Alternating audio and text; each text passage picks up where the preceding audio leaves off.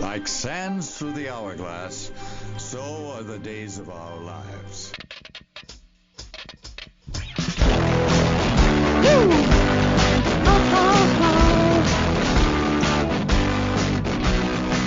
I'll take you for a ride on a garbage truck. Hello, everyone, and welcome to Weisscast. I am your host, Aaron Weiss, along with your co-host. Hey. It is April 10th, week something of quarantine, and I am still making it. Nice. That's really the main victory here. How about you, Bryant? Yeah, man, I'm doing good. Still having to work, so nothing's changed on my end. Got some sweet tea here. That's the thing that's keeping me going. I live for the sweet tea. No sweet tea. Let's see. This week we got a couple changes to the show. By that I mean like one. We're doing video game 20 questions.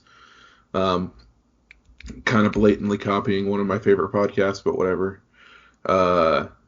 Everybody's copying somebody. No one It's true. copyrighted anything. It's so true.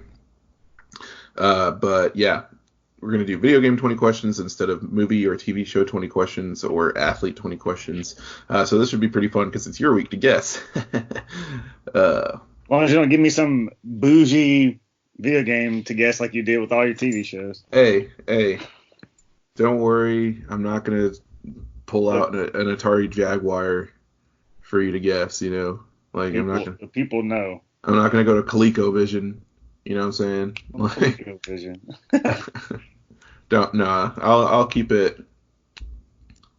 it, you know, like relatively mainstream. All right. We'll see. And it will have been a well-received game. Okay. I guess, you know, first we should start with the good old joke. Tell me a joke. Here's one for the kiddos. Why did the cow go to New York City? To see the musicals. That's the reason I would go to New York City to see some musicals. Yeah, but you know what that brings us to?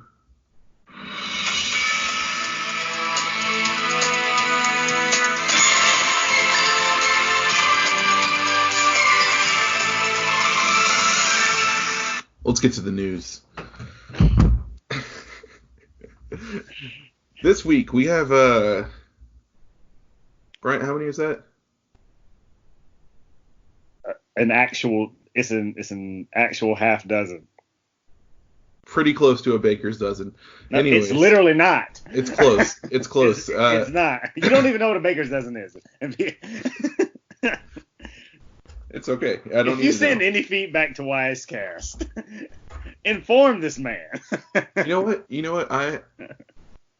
I'm better at being shown. So if you like send me like a baker's dozen of donuts or of cookies or of bagels, it'd be the best. Anyways, first up on the slate this week, PlayStation out of nowhere dropped pics of their new DualSense controller.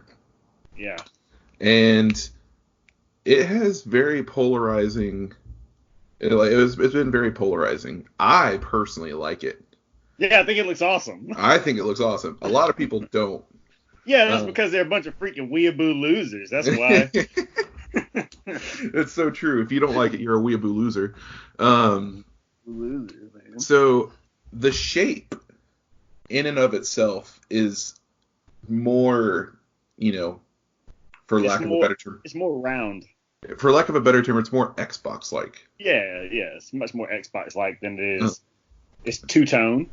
It's two-tone. It goes from white to black, and then there's two light bars on either side of the touchpad.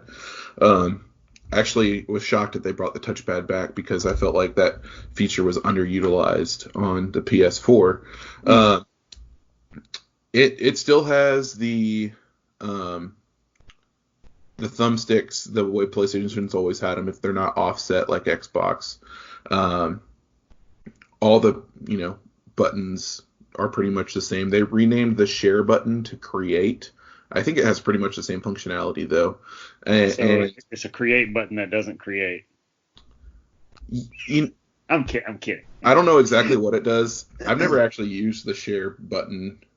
Oh, really? On PS4. Can you make like game clips or something with it?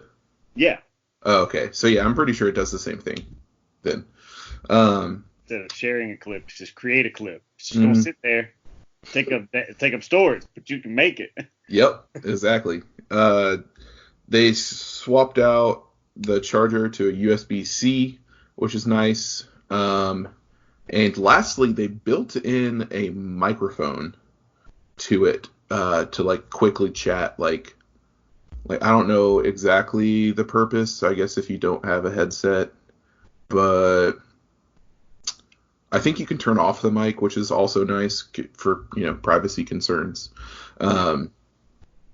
But it seems like a really solid controller, and it actually made me much more excited about the PlayStation 5, especially if the rumors are true about it being $399. And I've never been a huge fan of PlayStation controllers. Like even the PlayStation 4, which is a huge improvement over the last 3 generations, still not great. But I really think that this one's promising, and I'm excited to just actually hold it. Yeah, I think that like it's very strange how people have been so polarized about this. This is why, and I think the polarization and the negativity kind of feeds into why companies don't really try to do different things a lot of times. It's because people will they'll nitpick over the smallest little things here and there, and it's got to be frustrating. Sony tried to change Sony tried to change the PlayStation controller in the past. Yeah, with PS3. I think between 3 and 4, and they switched it back because the response to them changing it was so negative. And so, and it's funny how I've seen a lot of different people like try to recreate the PlayStation controller.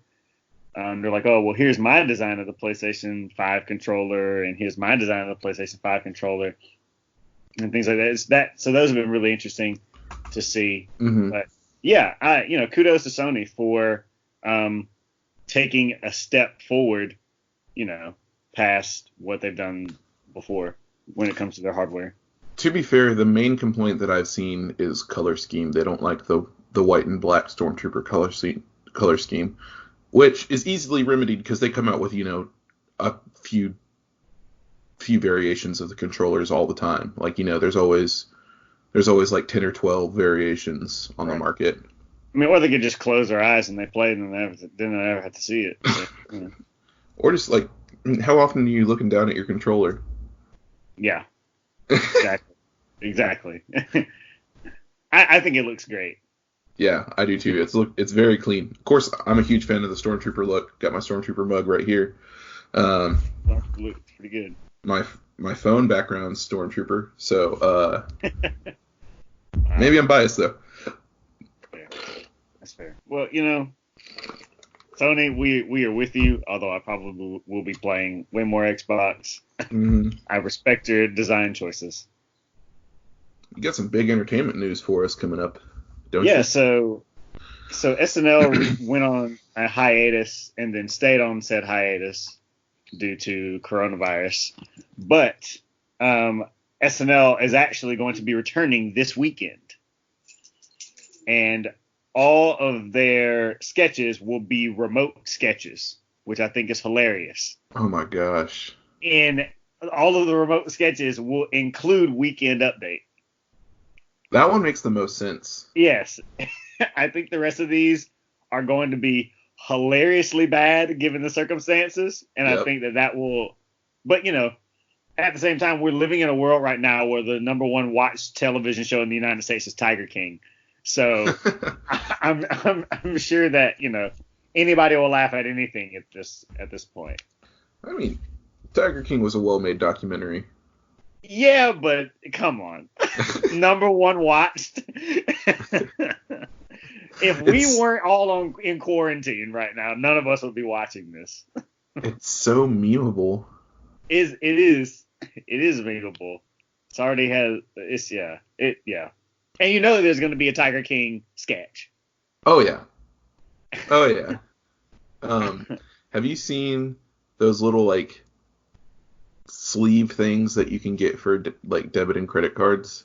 Yeah. Online, someone made one of Joe Exotic saying, "I'm never going to financially recover from this." I also I haven't finished Tiger King yet. I have two episodes left before the new one comes out on Sunday.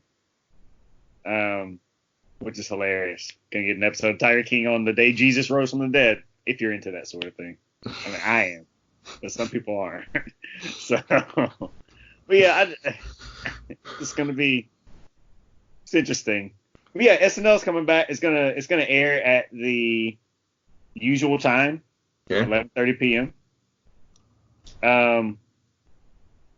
And they've yet to announce the host or the musical guest. But apparently they're going to announce those as well. Oh my gosh! I can't wait. This is gonna be great. This is gonna be great. Man, this is like must watch because nothing like this has ever been done. No, it hasn't. At least for as wide of an audience as SNL has. Yeah, so, it's funny because no one really knows if the sketches are going to be pre-performed or if they're going to be performed live. Right. No one knows yet. The only thing we know is it's definitely not going to be filmed in front of a studio audience. Right. That's it. Also, Tom Hanks might be involved in some capacity. Oh, is he better? Yeah, he's better. But he's gonna be involved in some capacity. So we'll see how that goes. Filmed in front of a live studio ostrich. Filmed in front of a live studio ostrich. All right, what you got next for us? Speaking of things making a comeback, E3 has already decided that they are coming back in 2021. Corona did not kill them as of right now. Losing their producer of the last 25 years did not kill them.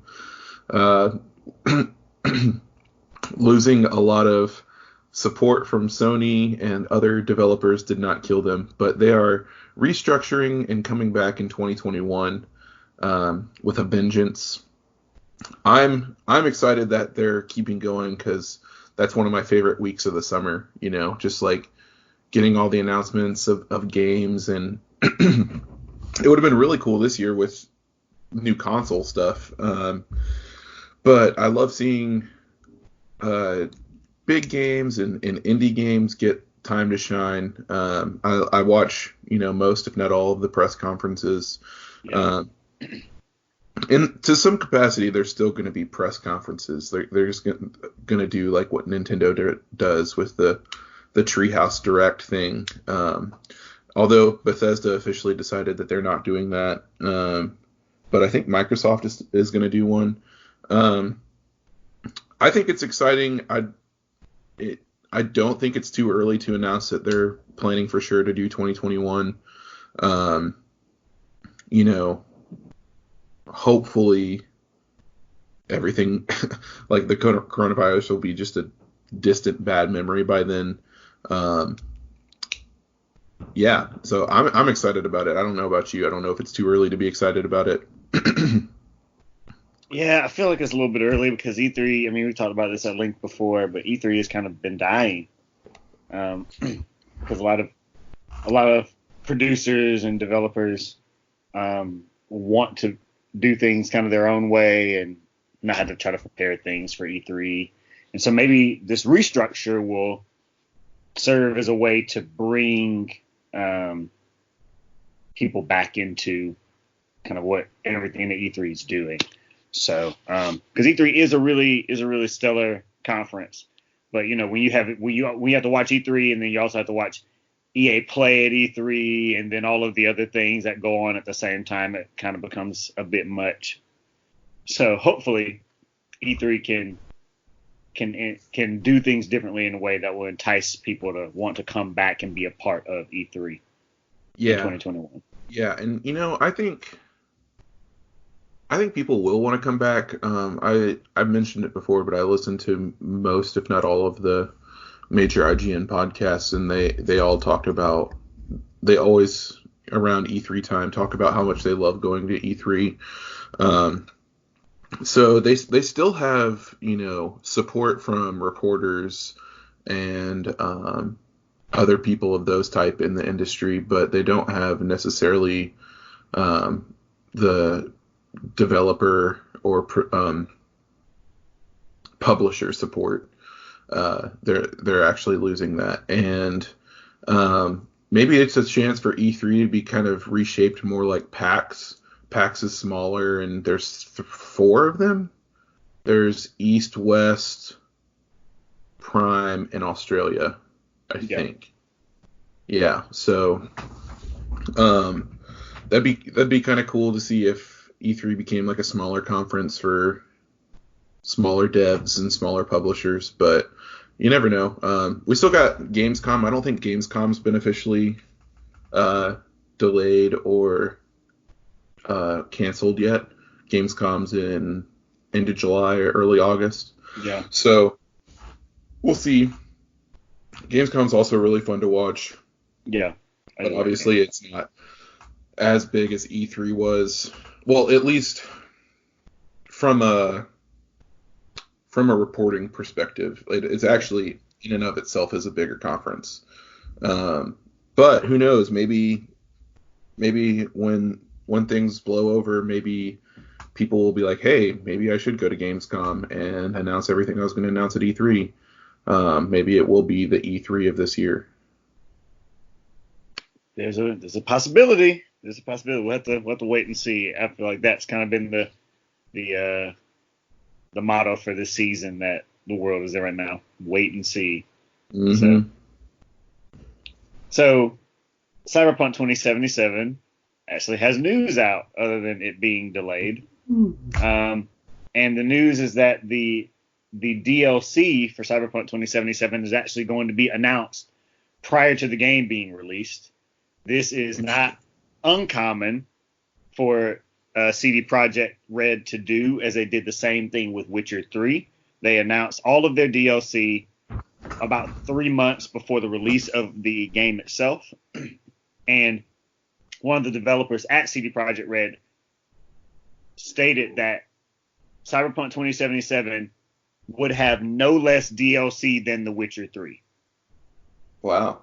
So what that means is The Witcher 3 had 2 entire separate story DLCs. I think Hearts of Stone and Blood and Wine were their names, that were entirely separate stories that were basically small games within themselves. And then The Witcher 3 also had about 16 smaller DLC add-ons that you could also have access to, whether they were aesthetic or smaller missions or New Game Plus. I know they added at a later date as a download and things like that. So all of this stuff is supposed to be announced prior to Cyberpunk 2077's release, which is supposed to be in September 17th, I think. Yeah, is when it's supposed to be released at this point.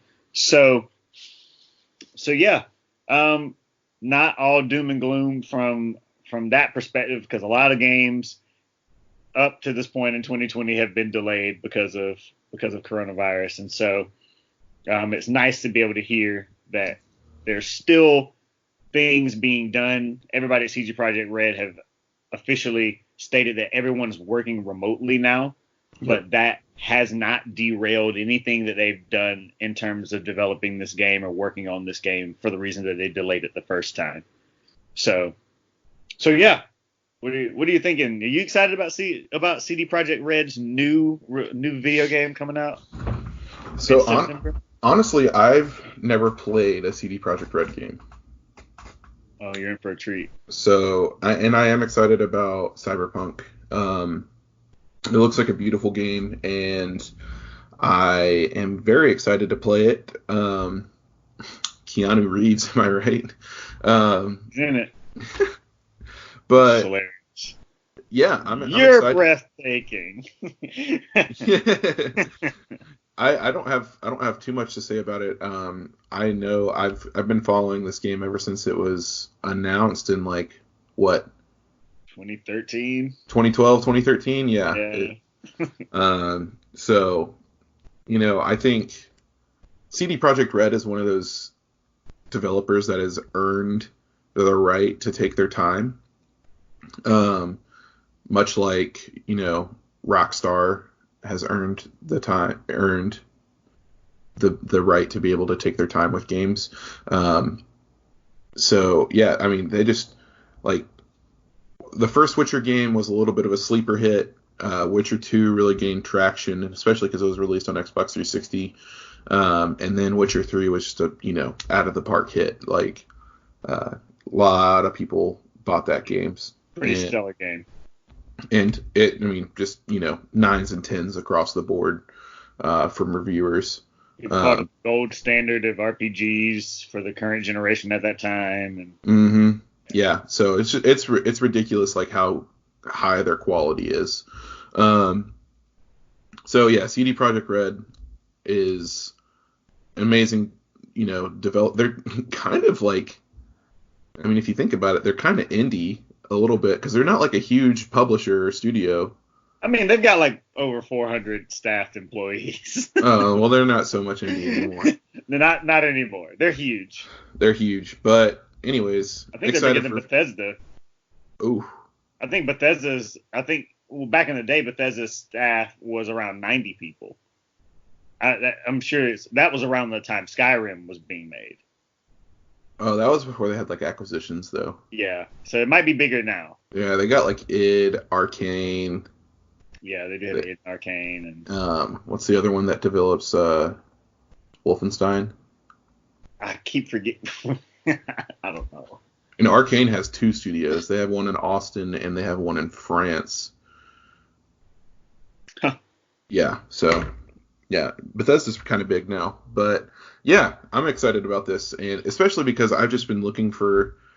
I haven't been able to get into a good like RPG-esque game since Breath of the Wild. Mm. And before that, it was really Skyrim. So yeah, I'm looking for a good one, and maybe I should try to get into The Witcher. I mean, you could. It's still a lot of fun. Also, for the Switch owners out there, we've got the definitive edition of Xenoblade Chronicles coming out next month. So that's true. So that's always an option as well. I mean, I'm getting it. I need to think about it. It's Nah. You need to not think, and you need to spend. I do that already. Fair enough. Moving along, the Atlanta Falcons revealed their new uniforms, and those look like doo-doo. I was gonna say are very polarizing. It's funny because I've talked to a few people that really like them, and I'm not like a Falcons fan or anything, but I think they're kind of cool. My favorite one is the alternate with the black jersey and red pants. Mm. That's the best looking one. But they needed a change because like it had been like what 15 years or something like that since they had a uniform change. And uniforms have never been that bad. They looked kind of dated. I mean, most franchises don't change their uniforms drastically. That's like true. The Green Bay Packers. Yeah. They've looked the same since the 70s. Yeah.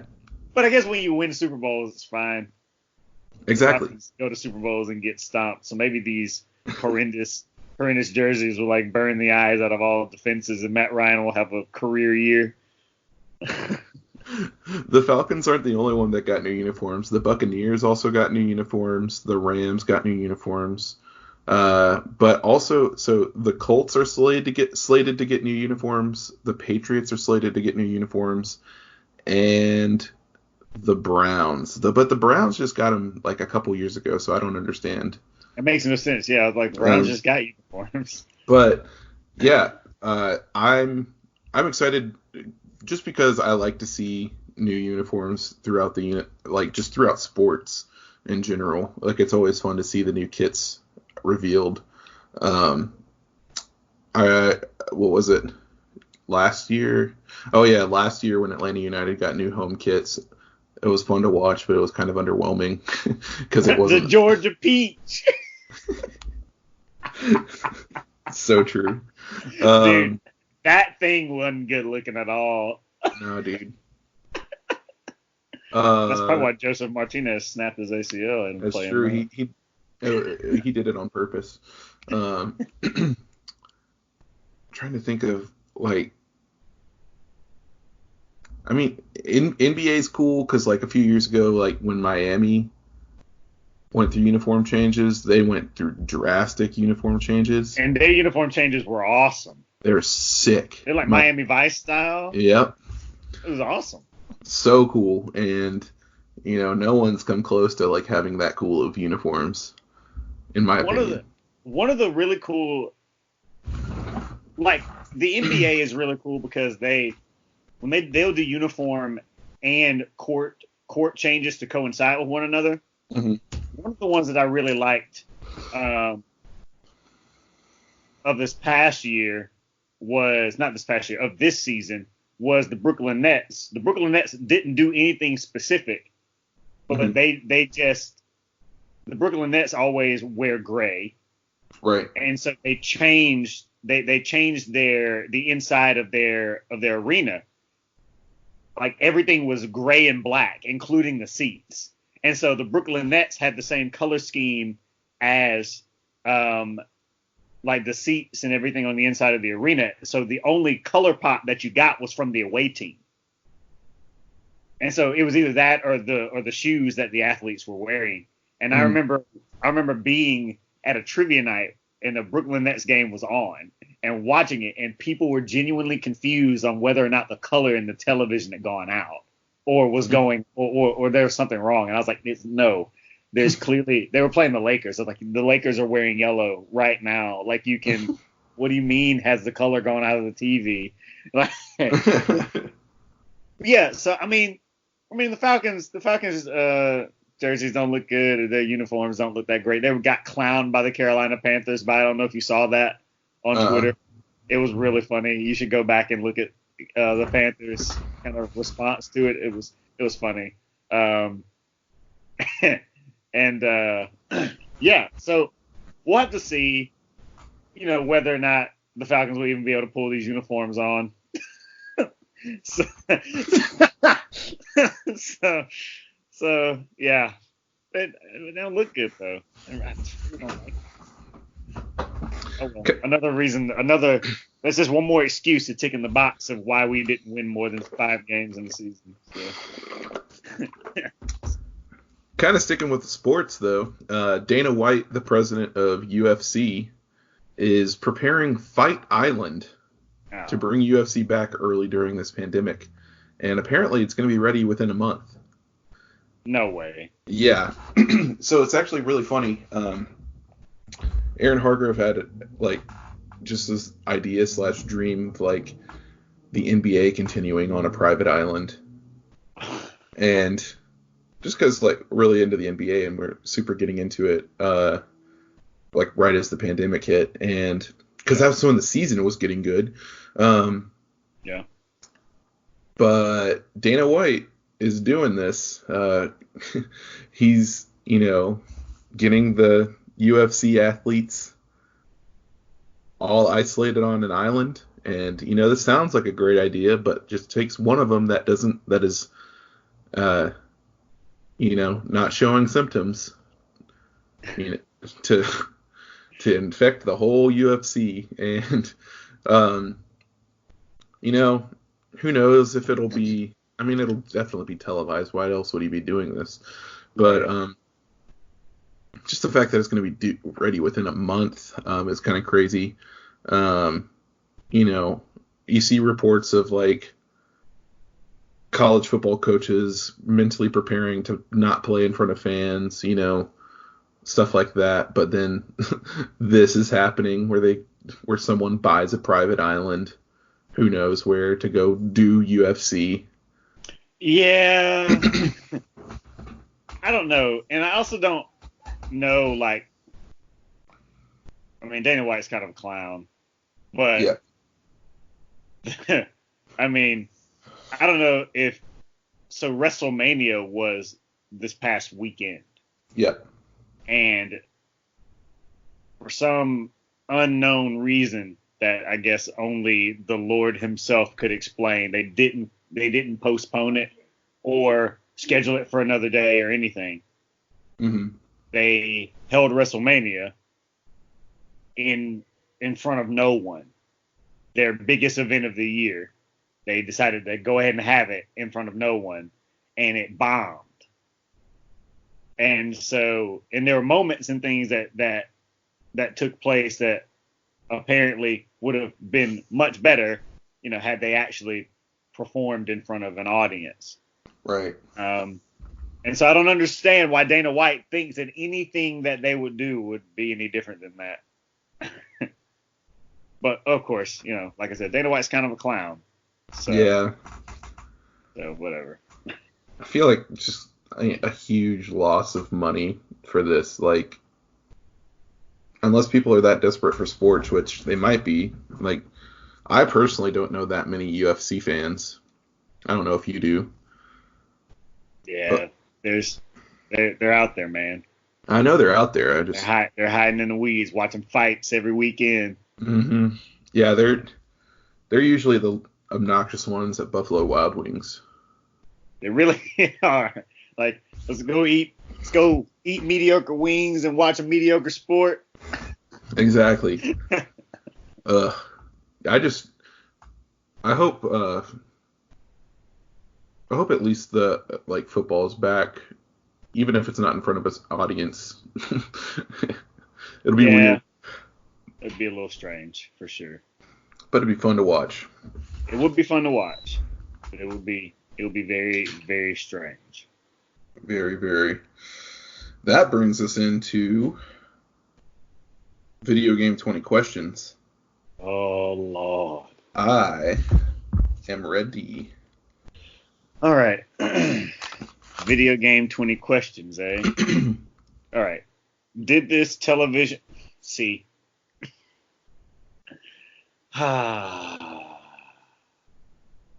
Did this game... Was this game released on the Nintendo Entertainment System? No. Okay. Is this a Nintendo licensed product in general? No. Okay. Is this a Microsoft licensed product? No. Okay. So Sony then?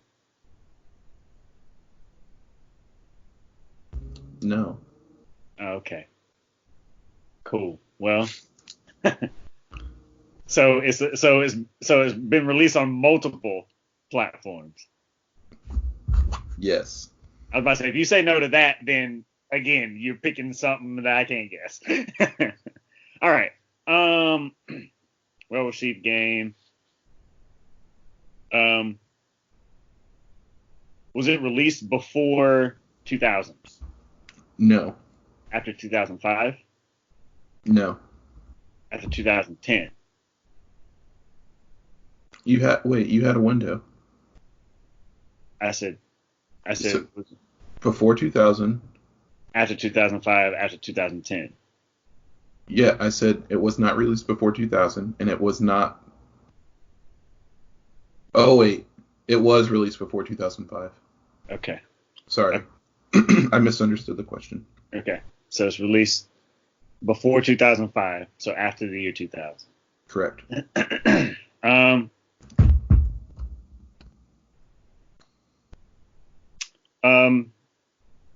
Is this a multiplayer game?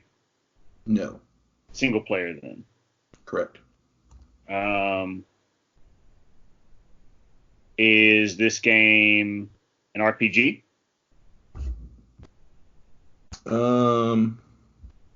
No.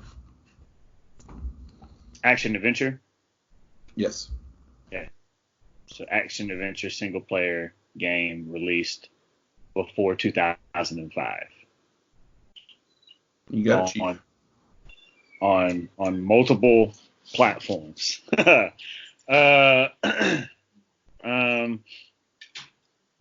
Is the studio well known? For sure. For sure. Okay. Is it one of the like major studios? One of the big two?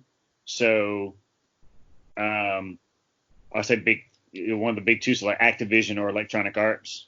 No. Okay.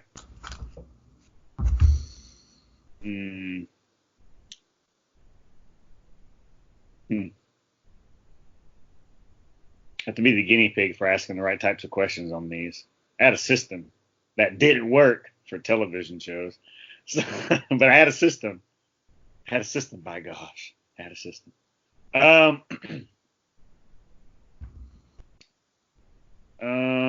Before 2005, action adventure game.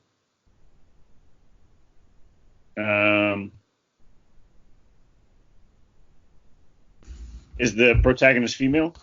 No. The male protagonist. Yep. Human? Yes. Okay, just want to make sure it's not something out there.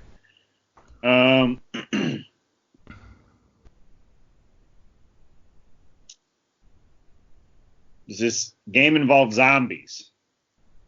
No. Okay, so that counts. That just discounts every Resident Evil game ever. But only two have had two. Yeah, only 3, 4. Only 4 have had female protagonists. So, and they're not the regular ones either. They're all the offshoots that no one plays. I'm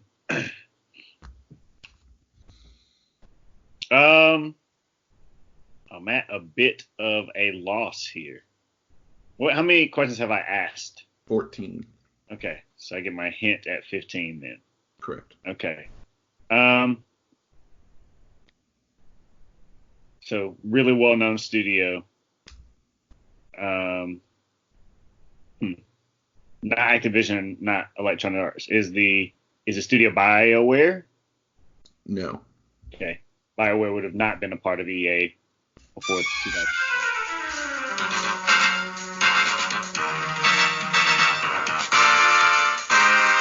Nothing like some boss music. Got 5 questions left. All right, your hint. It is the first game in a series, a popular multi-platform series. The first game in a popular multi-platform series. So what you're telling me is the game that you're trying to get me to guess is the first game in a popular multi-platform series. Correct. So let me get this straight. The game that I'm trying to figure out. Okay. All right. I don't think I could be any more clear. Okay. The first game in a popular multi-platform series.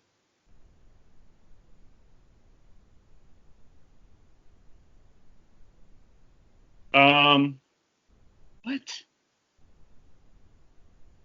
Does the game involve vampires? No. Okay, so it's not Devil May Cry.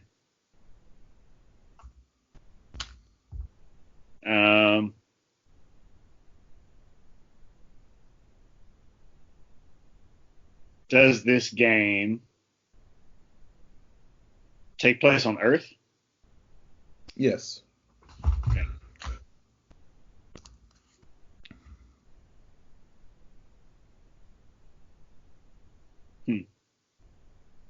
Human protagonist. Game takes place on Earth. Have I played this game? I'm not sure.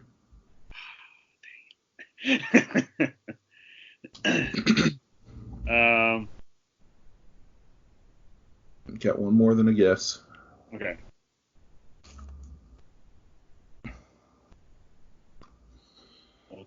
The multi-platform is what's throwing me off. If it was just one thing that I can narrow it down.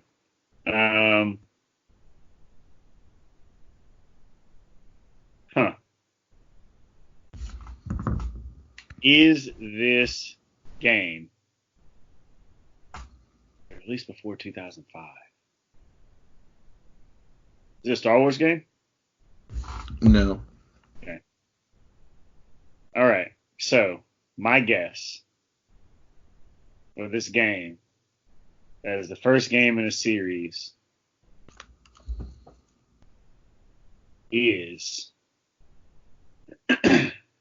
man, I was gonna say that, and I was like, that's not a multi-platform game. That one doesn't have a human and protagonist.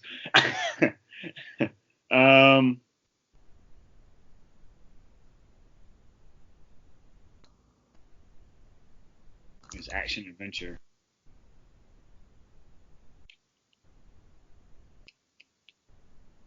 Okay.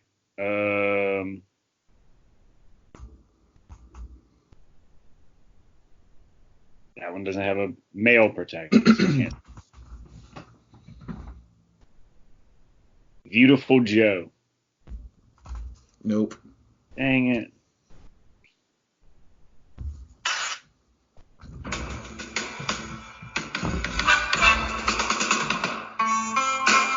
Released on May 4th, 2004. Red Dead Revolver. That doesn't really count. As what? As the first game of the series. Sure it does. It technically doesn't. They nod to it in Red Dead Redemption 2. Yeah, but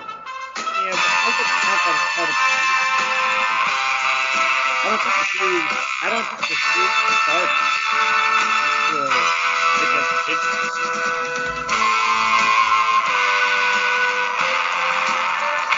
The successor to Red Dead Revolver, Red Dead Redemption, was officially announced at PS3 and Xbox 360 in 2009.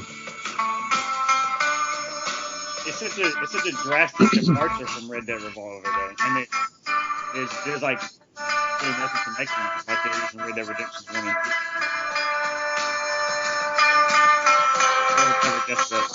That's a solid theme, though. That's a solid theme. It's also really loud. My bad. Does have a solid theme. Okay, Red Dead Revolver. I've never played Red Dead Revolver. I didn't start playing them until Red Dead Redemption. Same. So I would have never got that. You know, might not count it then. No, you can count it. Okay. I'm down 1-0. Until next week when you get me with. I'm gonna tell you right now. The game's going to be Beautiful Joe, but you're not going to remember. What if I just finessed you like that? In the worst way. When I was like... So is that what we're going to do? Is that if they don't get it, we're going to play the theme? Yeah, let's do that. Dude, that would be cool. What if we did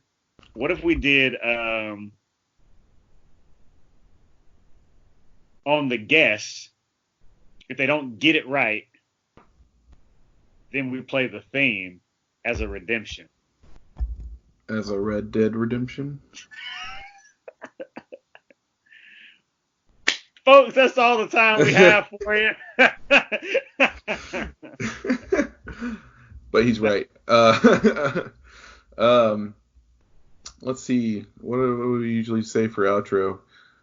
That's all the time we got. I'm your host, Aaron Weiss, along with Bryant Stinson. You can find me at The Weiss is Right on Instagram and Twitter. Email us feedback at weisscast.com. Follow us on Instagram at weisscast. think that's all I have. Bryant, what about? You can find me on Instagram and Twitter at BKStinson08. Tune in next week when I stump Aaron with Beautiful Joe. It's going to happen too, and I know I'm so sad about it. It's not going to be Beautiful Joe. Our outro music this week is from Zodoxo on SoundCloud, and it is a 8-bit trap remix to Evil Morty's theme from Rick and Morty. Huh. And it's actually really good. So enjoy that. We'll catch you next week. Have a happy Easter, y'all. Happy Easter.